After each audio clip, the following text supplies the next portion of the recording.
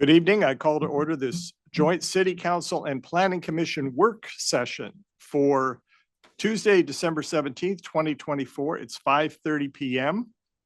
The City of Gladstone is abiding by guidelines set forth in House Bill 2560, which requires the governing body of the public body, to the extent reasonably possible, to make all meetings accessible remotely through technological means and provide opportunity for members of the general public to remotely submit oral and written testimony during meetings to the extent in-person oral and written testimony is allowed.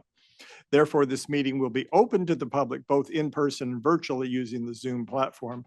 And the public is welcome to attend the work session in person or online. However, no public comment will be allowed in a work session. Tammy, will you call the roll, please? Or would you like us to go around? Whatever you prefer. I can call roll. That's okay. fine. Go ahead. Call roll. Counselor Huckabee. Present. Counselor Alexander. Yes. Counselor Blau. Present. Counselor Cook. Counselor Roberts. Present. Counselor Garlington. Present. Mayor Milch. Present. Counselor Cook asked to be excused for illness. And now for the Planning Commission members. Commissioner Volbada. Commissioner Weiss. Here. Commissioner Langston. Present. Commissioner Labonte. Present. Commissioner Pat Smith. Present. Commissioner Mercero. Present. Chair Smith. Present.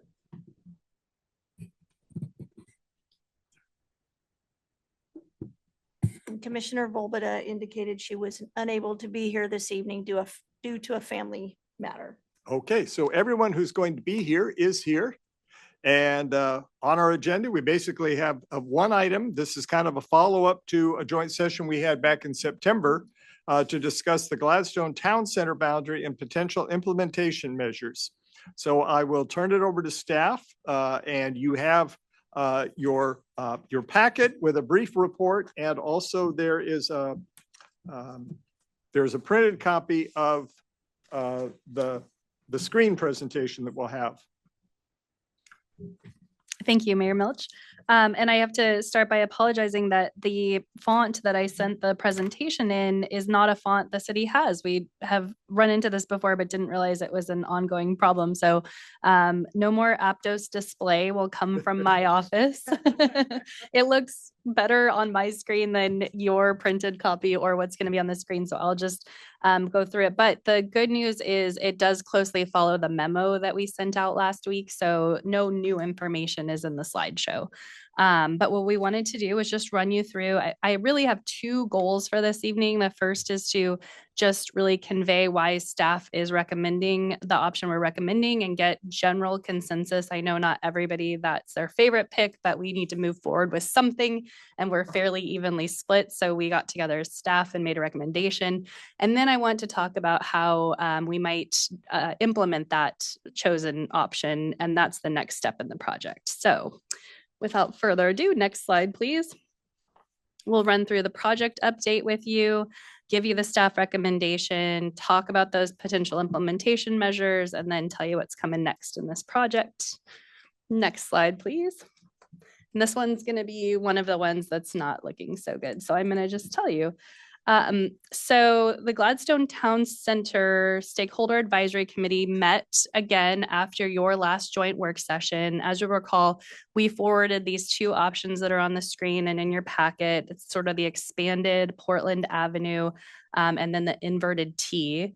They were also fairly, like you all, fairly evenly split between the two. They could see pros and cons to both of the options and didn't come out with a clear preference between option one or option two. Next slide, please. I think, and then next slide. Perfect. So as staff, we got together and talked about, the pros and cons that we heard through both the public interfacing pieces, the Stakeholder Advisory Committee and the public meeting we had this summer, as well as the meeting you all had. And we really thought, okay, where are our best opportunities then? Like, we need to pick one of these. So what should we do? And I think we heard more that we wanted to focus on economic development and on commercial opportunities and on really revitalizing those types of uses in the city. And that, you know, even in our comprehensive plan, we talk about how much residential land we have in Gladstone. So we do have a lot of that. We've done a ton of work with the middle housing and with getting all the other housing options done. So there's still some housing components here, but the focus on this inverted T is really on commercial property. So it includes the stretch of Portland Avenue with the C2 zoning. So it goes back about half a block there. As well as extending along Arlington, basically on the south. And another benefit of that is that we do hook in some of that C3, that general commercial zoning on McLaughlin and also on 82nd Drive, where there might be some more redevelopment potential in those pieces. And the other thing we liked about it is our highest frequency transit use is on McLaughlin. So if we have a connection directly to that transit service with our town center, we felt like that would be a good idea too, although we know more transit discussions are needed for the city. And then in addition to transit, the other multimodal opportunities are bike and ped connections east and west on Arlington. This configuration does include the current bike ped connection at Cross Park south to Oregon City. Both opportunities, both of our configurations would have connected to the future trolley trail bridge.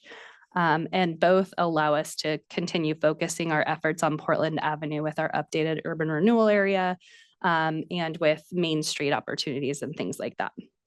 So I'm going to pause there. Well, actually, maybe we'll go to the next slide so we can see it big. But I just want to get general take on that. If anybody wants to talk about why they really think number one is better, we can talk about that, but this is what we're putting forward for you. Remind me again why we have to pick up that back side where that purple line goes now to Beatrice. Okay, how do I say this? Both sides of the block, so to speak. We don't. Is that how that's done? We don't have to do that. We just wanted to avoid a situation where it was such a thin ribbon that it was just like the street connection. We want it to be more of a polygon and less of two lines. Okay. I'm not sure if I need to put in a possible conflict of interest, but my house lies in the T zone. Okay.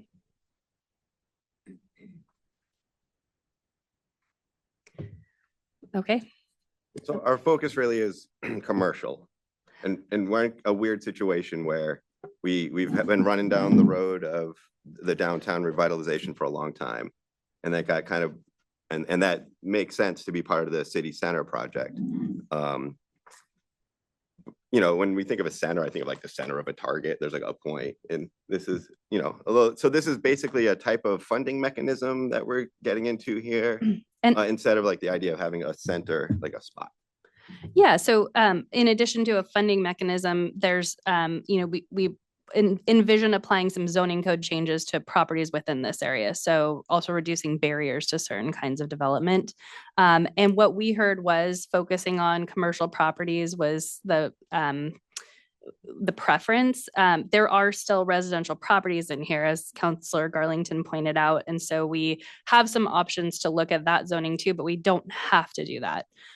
We don't have to necessarily change the zoning, you know, what's allowed on any of these properties, but to further enhance the possibility that these develop, these commercial properties in particular, that's where we're recommending some changes there. And that's on the next couple slides that we can run through. But minimally, to be compliant with CFEC, we need to designate. That's all. We need to designate an area. And in designating that area, we need the justification of why we designate it, which is the previous slide of like, this has good multimodal connectivity. It has commercial and some residential. It has good transit access, those types of things. So you have to have a reason to designate it. We couldn't just be like, meh, we'll just do the northern part of the city, whatever, you know? Yeah. Thank you. And I think part of that requirement of a town center is that it's supposed to not just serve the needs of this city, but really reach out to a population of tens of thousands maybe in the region to come to this city. And as I commented the last time, part of what we continually hear from business owners on downtown on Portland Avenue is that unlike the downtown in Oregon City, which is very visible and even accessible directly from 99, ours is a little invisible. But we have lots of cars that travel on 205 and enter our city at 82nd down at the right end of this bottom T. We have a lot of cars that go past on McLaughlin. And for years, I heard people say, if somehow people knew to go into the middle, that would get a lot more business and a lot more, commercial interest in the center part of the city. So when we have destinations where people go, like 24-hour fitness, like the Safeway supermarket at one or the other end, and people are attracted and come to our city because of that. If we had a plan for, more wayfinding signs, more activities and things in between, we could center people toward that middle part of the city, and really all the commercial districts could benefit from it. Go ahead. Oh, I mean, there must be a way of course, we can still do those things without having this project. We can still promote our downtown Certainly, yes. and have folks. It's not this, it's not like these connections will go away. These transit connections or the bike path with a smaller scope. Yeah. And I think along the same lines, the town center designation and the improved zoning changes, those don't have to necessarily go hand in hand. The town center can be designated somewhere. We can draw an overlay that includes more than just what we've designated as a town center and change zoning for that area. We talked a lot about last time, I think, the downside of we're now designating to the state, this is our town center. Potentially they could come later and say, now we need a bike throughway for every street in your town center. So there's some risk there. You mentioned funding opportunities. Is there potentially more funding for town center areas? So to Mayor Milch's point, like as we think about drawing people to our Portland Avenue, some of that funding would be unlocked by having that throughway in the town center designation? I can say that because this is our town center, which is a metro designation, and our climate friendly area, which is a state designation, it is more likely that there'd be funding opportunities unlocked than there'd be additional regulations laid down on the town center. Thank you. But neither is clearly on the horizon at this moment. Yes. My question is, if I was a property owner on Arlington Avenue, Mhm. which is primarily why we're bringing this in my opinion. Mhm. If I was a property owner on Arlington and I wanted to move one of those homes into a business, which we've all seen happen, we all drive up and down Arlington.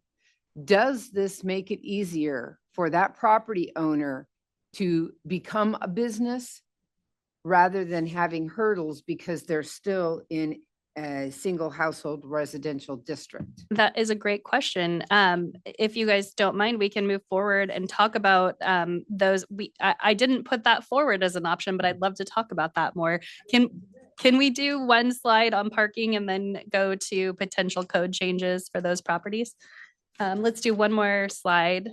And then I think there's a side if you click it one more time. So just making sure that it's clear that our parking requirements also change with our town center designation.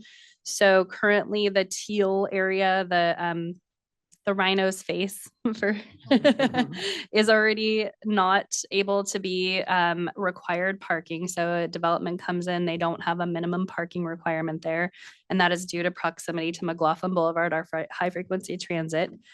So what we add with this boundary is the lavender area. So the northern portion of the lavender boundary comes in because of Portland Avenue. So I think in any configuration, you get that. And then it's the southeastern corner that gets added there, which is again, a lot of the C3 zoning too. Okay. So let's talk about what code changes might happen. Next slide, please. I started with commercial, so let's just briefly touch on the commercial code changes. So currently we have our downtown core overlay. It extends from Exeter to Arlington. One recommendation would be to extend that downtown core overlay over all the C2 properties. And Tammy, if you click twice, we'll have the map up that we can see which property is perfect.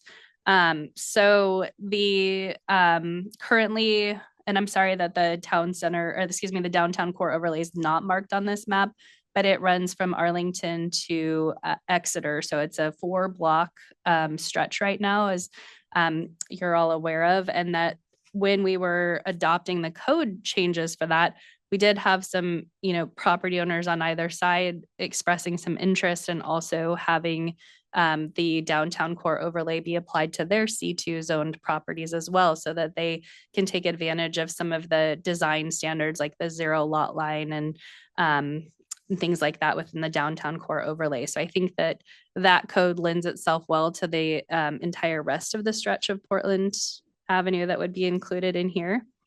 And then for our C3 properties, so again, along adjacent to McLaughlin and to 82nd Drive, we don't currently allow mixed use outright in the C3 zone. And I think that is on purpose because it's traditionally along McLaughlin. We pictured more larger auto oriented commercial uses.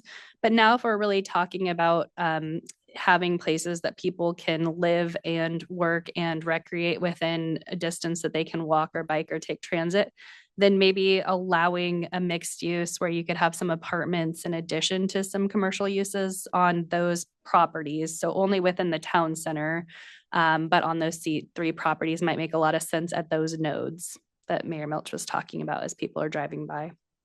Perhaps get, a transit oriented development type project like Milwaukee's seeing a lot of right now near their Max station. We don't know that Max will come south, but maybe someday it will. We're in the alignment. So, but we do have our bus service, and we are seeing bus service on major highways like 99 getting more frequent and faster. Any questions about that? So those would be changes just to the commercial property. So the pink and red within the town center. So to Councilor Garland's specific question, if you had a property along Arlington that was in the R5 zone, the yellow area on here, we're not talking necessarily about changing rules to have residential properties easily become commercial properties. Yes, and Tammy, if you'll hit the next slide.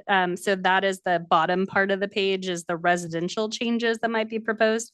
And they're all focused on, what kinds of changes you could make to see different kinds of residential, reducing some barriers to getting more housing units in there. But, because we've limited the amount of residential and it's along Arlington where we already have some C2, Tammy, if you wouldn't mind going to the next slide, 2 back, please. So just the yellow properties within this that would be along perhaps like this might be the great area for a bike connections because you can get to the pathways that connect to Oregon City, you can get to McLaughlin, you can get to Portland Avenue. And maybe you could have some small commercial conversion opportunities along Arlington. That's not being proposed right now, but it's certainly something to talk about. There is, and especially down by McLaughlin and like the ICSB recently just added to their structure down by 24-Hour Fitness there. So in the red, yep, thank you, Tammy. Yeah, so there is already some C2 zoning. If we had some level of commercial conversion permitted, it would probably be less impactful on the neighbors because they're already adjacent to some of those uses. And it doesn't have to be all commercial uses. It can be a very curated type list. It could be offices and businesses and things that are less impactful to neighbors, something like that. If there's general kind of, yeah, that might work okay. Let's talk about that more. We can look into that and bring forward some ideas on how we might do that. Okay. As far as the other items on residential, Tammy, if you would go back one, please.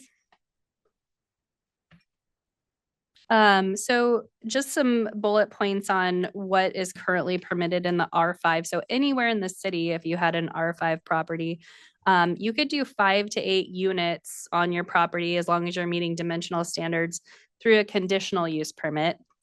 So one option would be to allow 5 to 8 units outright within the town center in the R5. So that's reducing a barrier to providing those denser levels of housing. Another one is that multi-household right now in R5 has a 2,500 square foot per unit minimum.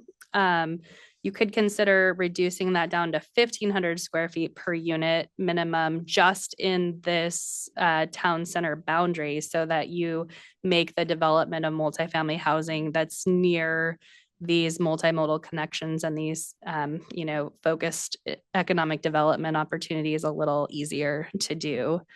And then the other single household detached minimum lot size is 5,000. It's an R5 zone, so that's very standard. What a lot of cities are doing now is in their town centers are reducing that to 2,500, so you could do 2 skinnier lots. And that potentially reduces the price of ownership housing. When you're looking at multifamily or duplexes or triplexes, that's typically more of like a rental type housing situation. Not always. There's condo platting and there's other, there's now middle housing land division that you can do.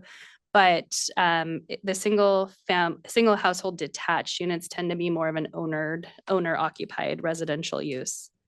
And then finally, front yard and street side setbacks are set to having a vehicle parked there. But if we aren't allowed to require a vehicle to be parked there, we don't necessarily need to reserve that vehicle space on the lot. And you could potentially allow the home to be built a little closer to the street, have it be more active in the front of the property. Questions, thoughts? Yeah.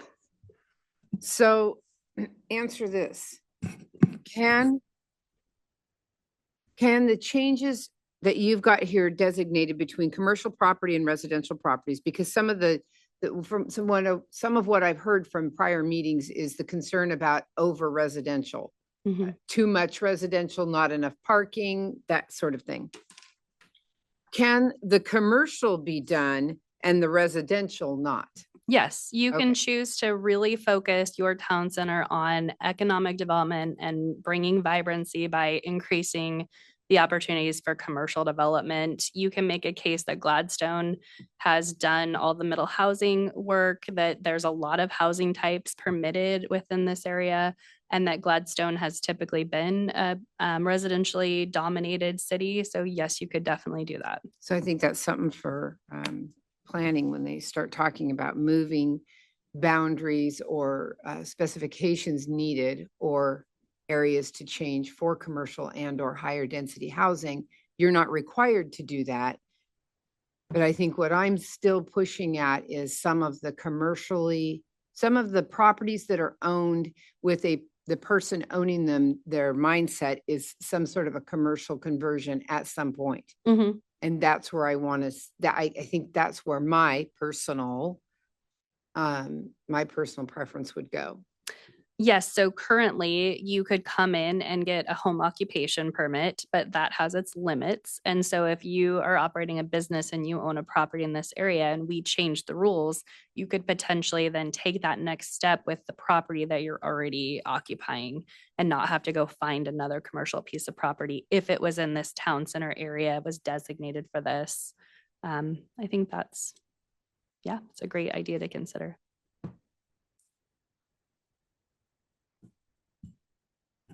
Other discussion points on proposed? Yeah. We had the urban renewal funds where we kind of increased Portland Avenue, and that opens up some opportunities for us. How is that different or the same to what's going on here? And I'm just gonna throw it out there, just as an idea. what if like initially we didn't really consider the downtown Portland Ave in this, and we were looking maybe more at like 82nd. Hmm. Because I know a lot of the commercial, we want commercial growth.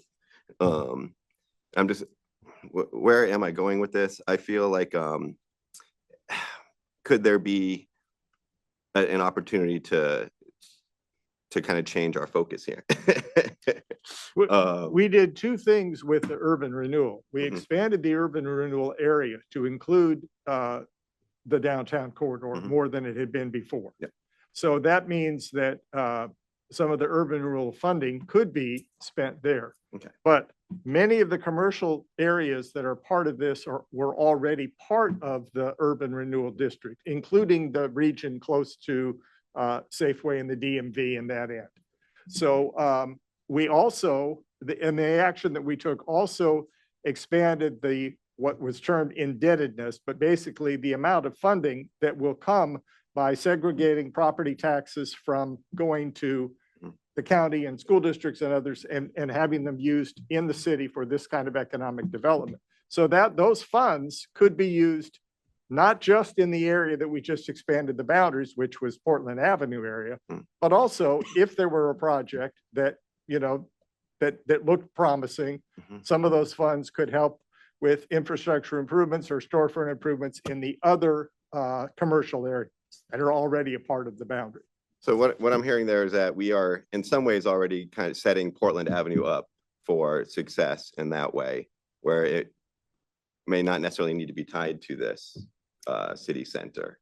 Well, if I may jump in on that, the other reason to include it in your town center is it is where your new library it's where your fire station is, it's where your school is, it's your high school. It's a focal point of where government services are also located. And when you have festivals, this is where you are located. And when you have music on the green, it's within this area. And so having this be part of your town center builds on that work that's already been done, but also acknowledges that this is the gathering place. This is where we come together as a community. So I think including Portland Avenue makes a lot of sense from that standpoint. I get that, but I'm in the mindset that Portland Avenue is not going away because of Yeah. this. It's not, like all those opportunities still exist. Just trying to consider different options. Because I know that we had the committee, and there was, this was not an overwhelmingly popular idea, and if it had not been presented to them, I don't think anybody would have been like, oh, hey, let's do this thing. So I get that we're moving forward, and that these are changes that are happening. I'm not sure how much the community really wants it. I know folks that leave Portland because of these types of things and come to Gladstone, because of what I see in some of this. There's some concerns just to mention. Well, and I guess the areas on Portland Avenue that are proposed are in the C2 zoning. So that would be a consideration too. If you wanted to have it be part of your town center and say this is where the heart of our community is, but not make every C2 property in this area under also the downtown core overlay, that's an option too. But the downtown core overlay district really just increases opportunities for those businesses. So you're not taking away any rights of what's already there or making any changes that would make people have to change their business or what they currently have. So I think from that standpoint, it's, just opening opportunities. I was reading through this and part of this talked about displacement. Do you want to maybe say something about that so that we have a? Yeah, and when we decide to move forward with a boundary, Echo Northwest, who are the experts in that, are going to write an updated memo for us on anti-displacement measures. What their preliminary findings were, and this was way back in the spring, so it's been a while. They found that the more residential that you brought into the district, the more chance of displacement that you had. And so the more mitigation measures you needed. But if you were focusing more on commercial areas, that wasn't as much of a concern. And they found they did an anti-displacement analysis, and they also did a market study on these areas. And they found that, you know, one of the reasons we kind of got excited about going toward 82nd Avenue is they found the most opportunity from the market standpoint there, and then potentially along McLaughlin too. You know, hoping that potentially the way cars are sold someday might change and some of those pavement areas could be redeveloped. Just, you know, and if there's less stock of automobiles being brought in and people are ordering more online or something or direct, you know, that maybe they don't need as much property at some point in the future.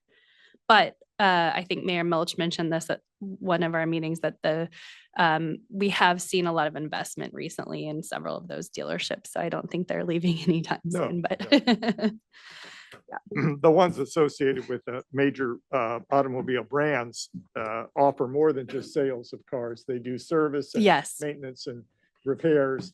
And so they have a reason to have a high profile presence. yes, yeah, The places where we had a former US bank building that now is basically just a sales location for used vehicles. mhm, That's property that's not so much tied to the support of a worldwide brand of automobile. So a property like that might at someday go back to being a bank, go back, mhm. become a restaurant, whatever else. There are other properties that have different potential. I think the concern about displacement is a real one. When we're looking, the state is going to ask cities, and we're on schedule, it's a couple of years out, for developing strategies for greater productivity of housing. Mhm. For how do we get more houses built in our community, and what are some of the strategies we want to follow to do that? Some of it might be by changing zoning and taking away some of the barriers. If you say, you can't build on any, it has to be a 5,000 square foot lot, then all you could do there is a single family home, where if we said you could have 2,500 square lots in that same lot, you could have 2 homes, and that would have greater productivity. But the issue is, are you going to displace people that are currently living there if you make some of these rules and changes? We have a lot of apartments on Arlington between Portland Avenue and McLaughlin. And some of them are maybe 2-story at the most. And if somebody said, well, if I did a 4-story apartment building there, we could house double the number of people. But when you make a change like that, what happens to the people that are living there now? What happened to the people who were living in the apartments on Gloucester and Portland Avenue when they did a big remodel there? Did they gradually all end their leases, and then they're going to promise to have a place back when they reopen? I don't know what's going on exactly on that. I don't know if you have any more insight into that, Marcy. But those kinds of changes, there's a potential for gaining a net increase in housing in your community, which is a good thing. But if in order to do that, you have to take away a home where somebody's currently living, that's something else. Now, I always like to bring up the example of the Planning Commission about 6 or 8 years ago approved someone who bought a small 1,000 square foot house that was on a 7,500 square foot lot and converted it into a triplex under the rules that were in effect at that time, which meant there was required parking. They could be 2,500 square foot each, and so you could get 3 units there. And the person who bought that house, which was for sale, it was on the market, they didn't displace somebody from the house that was living there, was able to build a place that generated rental income for the person who developed it and created a home for the person who was looking for a place to live, who had lived a block or 2 away in that area. So those kinds of opportunities would be there. Now that some of the parking requirements are not there for certain parts of the city, it would be even easier to build a place like that. And for a smart developer who knows that people want to have a place to park their car, they don't have to build it with no parking. They can put parking and garages in there to make it possible to attract the person who commutes to a job and needs to have a car parked preferably on their property rather than on the street. But how quickly would the city have to make some of these zoning changes? If, for example, the one you brought up, expanding the downtown overlay Mhm. north, is that something we would have to do right away if we make this a town center? Or is that something that we could wait and see, develop everything south of Exeter, and then all of a sudden if there's interest, then make a change? Yeah, you don't have to do any of these in particular. You just have to adopt the boundary and then decide what you want to do with that boundary. So if you want to adopt the boundary and then kind of put together what you think you'll be doing in the future and kind of wait and see, and your plan is to sort of lay it out, I think that would be okay. I don't think you have to do it immediately. We wrote this project because it's paid for by the state. So when we wrote the scope, we did include development code changes as part of the adoption package. But if the city wanted to wait on it, I'd have to check with our state representative. But I think it would be okay as long as we're designating our town center and putting together what the plan is and making sure that we have the pieces in place to move forward with it when we're ready. Yeah, I'd be happy to connect with our DLCD representative about that question. Unless there are some changes that we want to do to begin with, and then have some in the future, have some sort of hybrid type thing too. Well, I like what you're saying. I think it's really important that our planning commission understand what's required and what is optional. Sure. I wouldn't say concerns, but I know that a lot of these changes are being mandated by the state and whoever else wants to provide the funding for any kind of improvements. Are we obligated to do what they want? Or do we still have free mind and free thinking to develop as we see fit for our community and for our citizens? And if we at some point decided this isn't working for us, what would be the cost impact to bow out of this and redo the boundaries or do something different?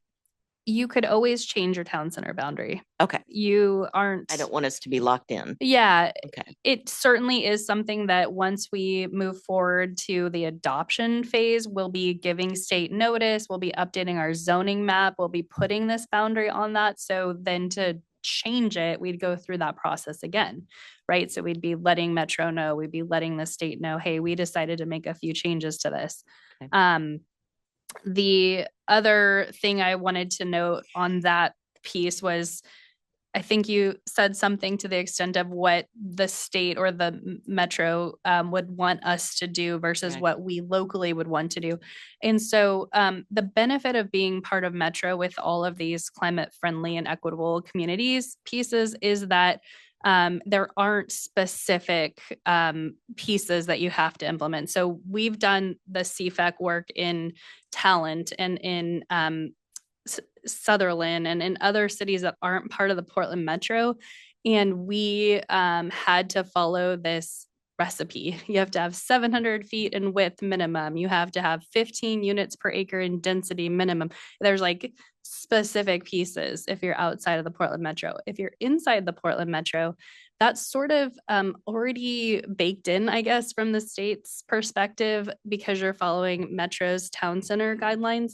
And you need to make a good faith effort that you are trying to put together the location in your city that makes the most sense, that you can provide opportunities that people can get out of their cars, they can live, they can access services. You might draw other people in from other communities because there's things to do that don't require a single occupancy vehicle.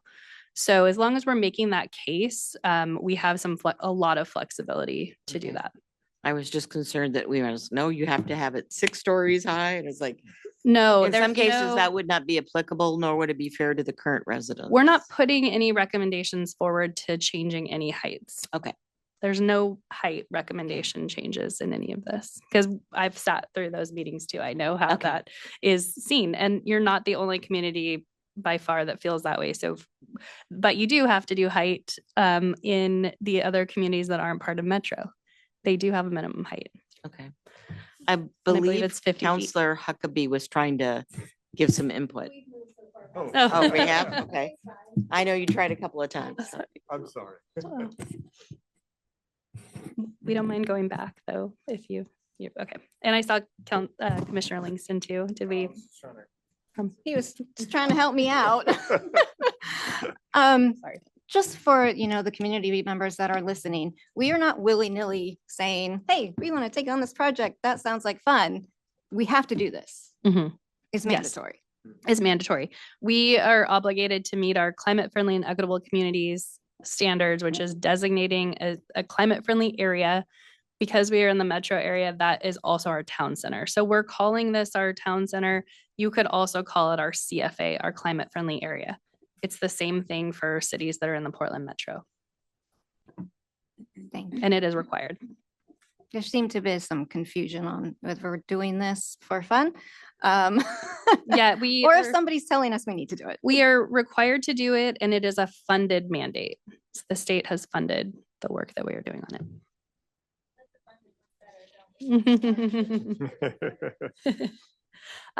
Okay, so the other piece that I was thinking when the question came up, do we have to do development code changes right now? Development code changes are not the only potential implementation measures. So if we can move forward 2 slides. Oh, nope, sorry, that one right there. One more forward. Thanks, Tammy. So I think Councillor Blau was referencing some anti-displacement measures to put into our comprehensive plan, which will be a little more fleshed out once we get that final report from Echo Northwest. But our current comprehensive plan chapters are quite old, so the information in there doesn't get close to addressing what the current situation is in Gladstone for what kinds of housing are here, what the city does to support that. So we would want to update some chapters of the comprehensive plan with this project as a potential implementation measure. So the comprehensive plan is made up of policies and goals. So we would say, a goal is to reduce barriers to increasing the supply of housing. And then policies to support that would be supporting tenant protections, partnering with local housing providers and nonprofits, and partnering with Clackamas County Housing Authority. And like I mentioned before, by changing the minimum lot sizes for single family detached, that has an impact on the cost of owner occupied housing generally. By changing what types of units are permitted on properties that have multiple units on a property, that typically will have an impact on the price of housing for renter occupied housing. So just to keep that in mind, we are looking at both. We're looking at ways to reduce barriers to providing more and potentially cheaper versions of all housing, as everyone in the state is doing. So that's the goal.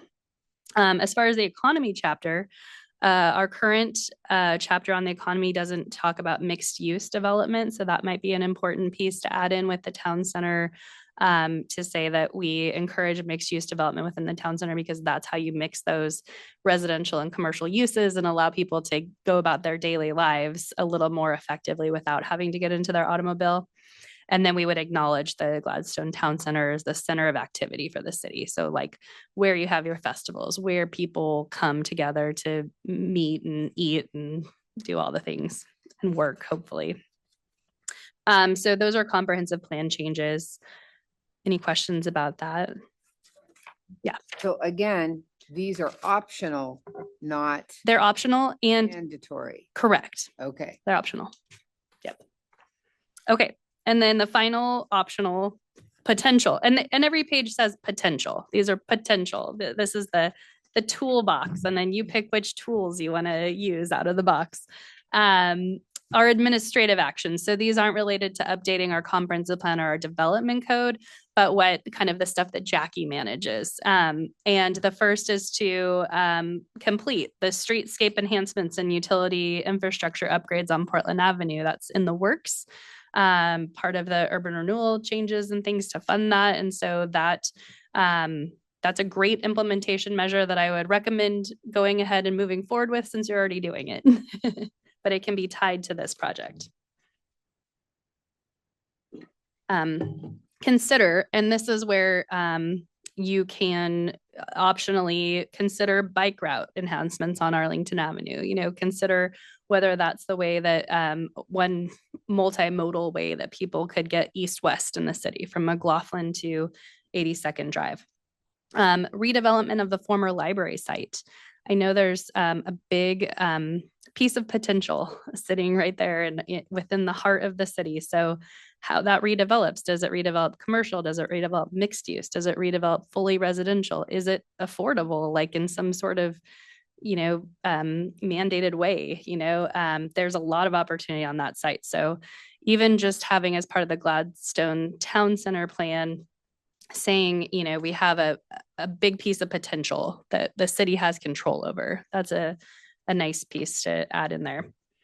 And then finally, engaging with TriMet to discuss the transit routes and frequency to Portland Avenue. Right now that we'd like to see more of that, as well as engaging with the Main Street USA. There's grants and other funding opportunities to support businesses along Portland Avenue. So continuing that relationship, which Marcy has done a great job with.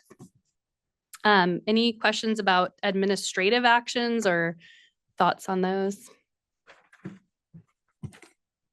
I'll just add that one of the things that is in our comprehensive plan, even though it was drafted back in the 1970s, it's a lot about multimodal transportation and bicycle infrastructure. Yeah. It's surprising when I read that I think, oh, that's something that's, relatively new. But even when that was developed back then, it was talked about. But as someone who rides his bike occasionally in Gladstone, you say bicycle route enhancements on Arlington Avenue. I would think more in terms of the Arlington Avenue corridor, but I feel it would be safer if I were going to ride my bike between McLaughlin and 82nd. I would rather ride on First Avenue or Clackamas Boulevard, whatever it's called, the ones down closer to the river, or on Berkeley Street. The only actual those big, what do they call them? Sharrows, that little sign that shows a bicycle and says, you are sharing this with a car. The only one I remember seeing is when you're coming off of Cross Park and going back up to Arlington Street, there's one there. There may be others around the city, I don't know. But if this becomes an area where we encourage people to use bicycles because there are so many close by amenities that they want to get to, I think a lot of bicycle riders might feel safer on some of the side streets rather than Arlington itself. It has pretty good sidewalks. We have a lot of streets in our city that don't even have sidewalks to walk on. But just observing the way people park their cars up on the street along Arlington, as you know, because you live down in that area, I think there's a sense that people feel that the automobiles and other vehicles moving there are maybe a little too fast and too dangerous. But we have other options. It's a nice thing. That's great feedback. Thank you. We'll change that language as we're moving forward to talk about an east-west connection somewhere in the alignment.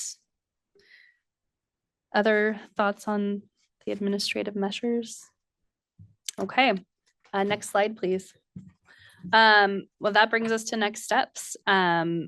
So because I didn't hear anyone really say that they can't live with moving forward with this alignment, we will send this to Echo Northwest to provide a finalized anti-displacement strategies memo that'll be specific to our chosen boundary. So it'll narrow in the focus there, and then we'll be able to take those anti-displacement measures and add them into our town center implementation measures.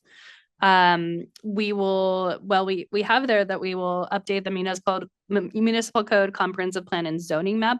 Sounds like we'll have more conversations about that. I will talk with the state about what they envision being sort of a minimum requirement there for changes to be made, but also we'll be moving forward with the planning commission and talking about those different implementation measures that we spoke about.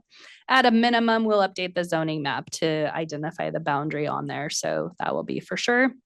We'll shoot for planning commission public hearings to start in March or April so that we can be at council by April or May, because our grant requires us to have our final adoption be effective by June 30th of 2025. May I ask? Yeah. Any room for extensions? Possibly, but I think it might, we did get an extension on the parking. We were about a year past on our parking. It would be hard to do. An extension would be hard because they funded the project and they see it moving forward. I think that they've seen progress at this point and see it pretty close to completion. They checked in with us today, Mhm. in fact, so that would be my biggest concern, is because they paid for it. And if we did ask for an extension, then we would probably have to find the money to continue for those services to get the plan done, so. But I think finding out the timing of when all of these need to be done would be helpful information as well. Yep, absolutely. And we're talking about designating the town center, having reasoning for why we designated that as a town center. Mhm. We need to have some kind of plan in place for how we're going to. Generally, you would have implementation measures. Here's the tools we've chosen out of the toolbox to move it forward. But I will check with Kelly Reed, our DLCD representative, to see what the parameters are that are kind of required with that to meet our state requirements and meet our funding requirements. Thank you. I have a question. Mhm. And if you can't answer it, I totally understand. I want to get a clear picture in my head. We right now are working on potential changes to our sewer and water and things like that on Portland Avenue. If we designate this T, am I hearing you say that that could potentially be included based on the fact that it's part of that downtown area? Am I hearing that right? You can say no. No. Okay. Yeah. I was just wondering if that Per- could be a piece. Yeah, go ahead. You know, I try to be quiet, but I think what is so frustrating about this is you really narrowed it down. All we're trying to do is designate an area and justify for that. The city's already going down this path of downtown revitalization and the urban renewal. That's on Portland Avenue. And I think what has really complicated this is that we were late to the party. All the other cities many years ago designated a town center, and we just realized that Gladstone didn't. So for us, it's really just trying to put that designation in place, but not change where we're already headed with the downtown revitalization on Portland Avenue. Thank you. Okay. Well, this is excellent. I know we need to give a few minutes to allow the council to take the dice. So I think I will hand it back over to you, Mayor Milch. All right, and I would like, while the planning commission is still here, I would like Chair Natalie Smith to, she has an item of business that I would like to have us do while we're still meeting jointly. I would like to show some acknowledgement and appreciation for two individuals that one will be moving on to city council and the other is retiring. I want to thank both Andrew Labonte and Thomas Mercereau for their service on the planning commission and everything that they participated in and contributed. It was an honor to serve with you guys, and it was a privilege to get to know you and to work with you. And I do believe you'll be receiving something in the mail, but your service and time has been greatly appreciated. Thank you very much.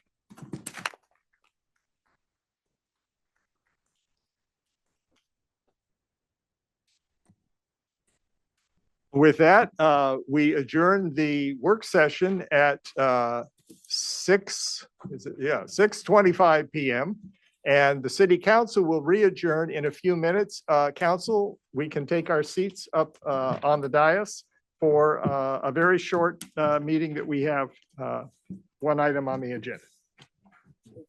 Good evening. I call to order this special meeting of the Gladstone City Council for Tuesday, December 17th. It's 6:31 p.m. Tammy, will you call the roll, please? Counselor Huckabee, Present. Counselor Alexander. Yes. Counselor Blau, Present. Counselor Cook, Counselor Roberts, Present. Counselor Garlington, Present. Mayor Milch. Present. For this special meeting, we have one item that was postponed from the agenda of last week's meeting, which was certification of the final results of the November 5th, 2024 general election for city council position number 3. As you may know, at the time that the vote count was completed, there was a 1 vote difference between the 2 candidates for that position out of approximately 5,000 votes cast for the candidates who were running. And the state required that anything within 0.2%, which on a 5,000 vote item would be fewer than 10 vote difference, would require a recount. So the Clackamas County Elections Division did a recount. It confirmed the result of the election, and Gabrielle Blaug was elected to re-elected to her appointed term on seat number 3. And the other candidate, Greg Alexander, who currently holds seat number 2, was the candidate for that position. And by a 2-vote margin, according to the recount, that was the result. So tonight we are here to certify the results of that election. And then I have another announcement I'd like to make after we do that. So is there a motion from a member of the council? So moved. Second. All right, it's been moved by Counselor Huckabee and seconded by Counselor Roberts to certify the official recount results of the election. Any further discussion?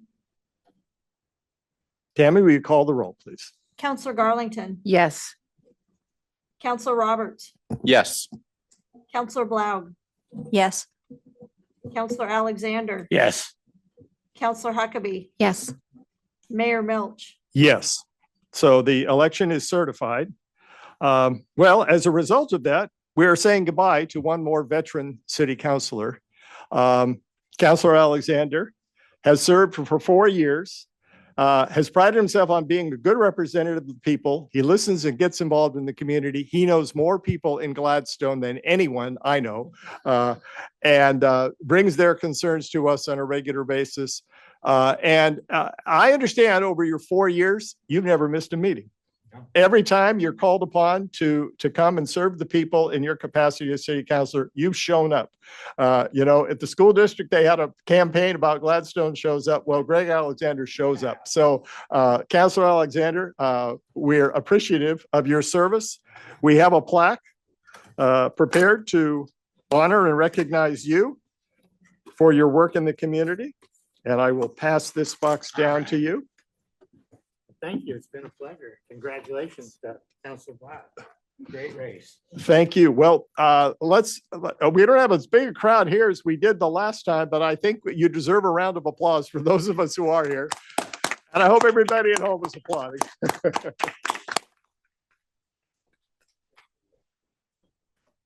Would you like to say anything? Your mic's not on. Oh, well, just like I said last time, you know, God has blessed me with 4 years. I've met many great people. I've learned a lot more than I would have ever learned.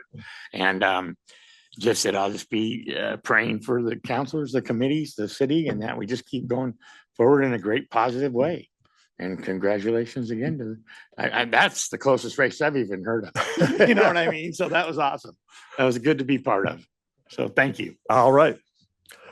I don't think we have any other items on the agenda. Is that correct? Our next city council meeting is scheduled for Tuesday, January 14th. That will be our chance to, for the swearing in of Councilor Mitchell, Councilor Blaug, Councilor Labonte, and Councilor Garlington. And we will get started with a new year of working together. Can I add one thing? Yes, you may. So the last time I was sworn in, I got 2 people. That's all we got was 2 people. And this time I'm going to invite my family. They limited you to bringing 2 people, you mean? Or COVID. Oh, yeah. I forgot about that. Yeah, this will be a much more community oriented. Okay. With that being the only item, I'll accept a motion to adjourn. Motion to adjourn. Second.